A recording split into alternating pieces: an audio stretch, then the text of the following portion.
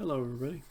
Just thought I would give you guys a heads up, trying to do an instructional video here on using Altirra.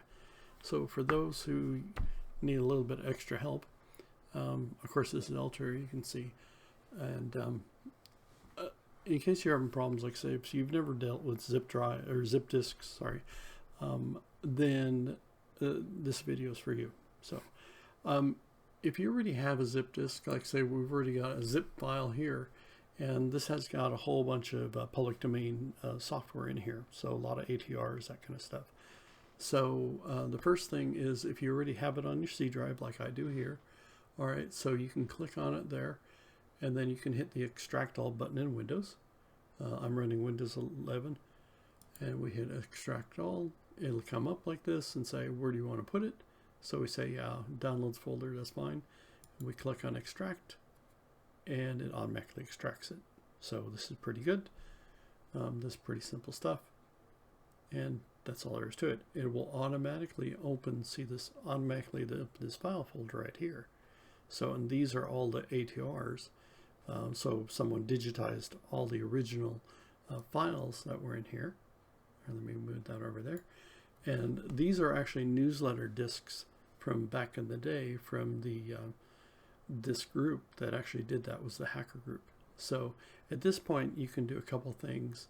The first thing, you can actually just grab one of these and just drag it over here, and you see it automatically has a boot image, so we can drop it in here, or we can say if we have multiple disks we can drop them to one. All right, and then we can automatically take this second one here, and we're going to drop it into disk 2, drop it there.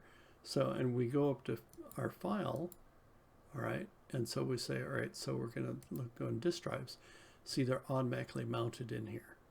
So we can hit OK, and then we can actually go back up and say, where'd it go?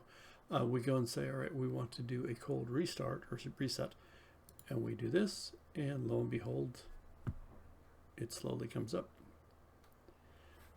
And you can't hear the audio, but anyway, it is booting up, and here it's coming up, and voila, this is the menu.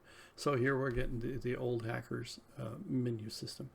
So, and then this, anyway, so here you go, and it's loading a little bit more.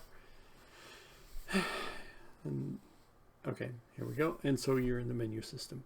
So pretty much you can do this with any program out there, any ATRs. The ones that I create on Atari Insights, you can pull it. You do the same thing, except you don't have to you have to unzip mine the same way, and you can take that, and then now you have these files. So the other thing too is, in the case that you've never actually loaded a disk, that was one way. You can just drag and drop. You can also go in here and click on your file, and then say, okay, so we want to clear them all. We'll say detach disk. So highlight that to say all, and then now it should all be gone. See, they're all gone. So, and then we can say, all right, so if we want to go and load the disk drive again, we can click on the 3 dots, and it'll say, okay, so where do you want to grab it from? And we'll say, all right, so we want to just go, I guess that's good. Now we'll go back to that folder, and we do this, click on it once, hit the open button, and so automatically shows up in here, and we hit OK. And then we go and say a Shift F5, and that'll reboot it. And then so here it is starting to log in now. So that's a good place to start. So it's coming up slowly, anytime. Anyway, here's SpartaDOS, it's coming up. Version 3, loading up our Fuji driver, of course, and then real-time 8. And then it'll automatically load things like the menu program. And then magically it shows up and says, hey, this is Atari Insights, March 2026. So this works out pretty well, and then we can run our menu from here. And was there anything else? There is one more thing. If you guys find yourself, like I've got FujiNet, the Virtual FujiNet on my machine here, we could go ahead and go and run that on here, in case you haven't done that but want to.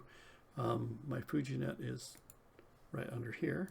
Okay, so you can actually go back up here now, And the FujiNet to run it virtually is just like if you were running it on your real machine. And basically you cannot have a drive, or you can't have a ATR in your first drive. So what we end up doing is we go back in here. Let's go ahead and detach this one. All right. And then we go back into our disk drives.